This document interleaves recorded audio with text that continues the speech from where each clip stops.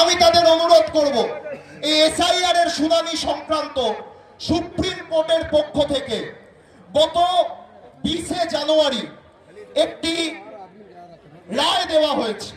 নির্বাচন কমিশনকে নির্দেশ দেওয়া হয়েছে যে শুনানিতে অংশগ্রহণ করা প্রত্যেকটি মানুষকে যেন রিসিপ্ট কপি দেওয়া হয়। আমি আপনাদের অনুরোধ করব যে যারা যারা শুনানিতে অংশগ্রহণ করবেন, প্রয়োজন পড়লে সুপ্রিম কোর্টের সেই নির্দেশিকা সাথে করে নিয়ে যান। এবং যদি আপনাদের রসিদ না দেওয়া হয় যে আপনারা আপনাদের নথি সাবমিট করেছেন, নথি জমা দিয়েছেন, তাহলে ওখানেই বসে অবস্থান বিক্ষোভ করুন নির্বাচন কমিশনের বিরুদ্ধে। আমরা এতদিন দেখেছি, আমরা জেনেছি কি বাড়িতে লোক কুকুর পোষে। কুকুর পোষে কেন? যাতে বাড়িতে চুরির ডাকাতি না হয়।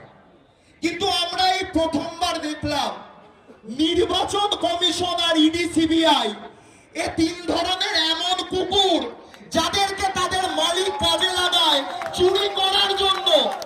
ইডিকে কাজে লাগিয়েছে তৃণমূল কংগ্রেসের নথি চুরি করতে।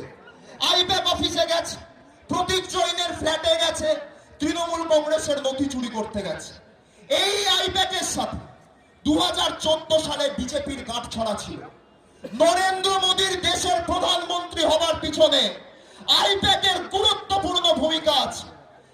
কিন্তু আজ যখন আইপ্যাক তৃণমূল কংগ্রেসের সাথে কাজ করছে, আজ যখন আইপ্যাক বিজেপির প্রধান বিকল্প রাজনৈতিক দলের সাথে কাজ করছে, তখন এদের মনে হয়েছে আইপ্যাক অচ্ছুত, তাই আইপ্যাককে টাইট দিতে হবে।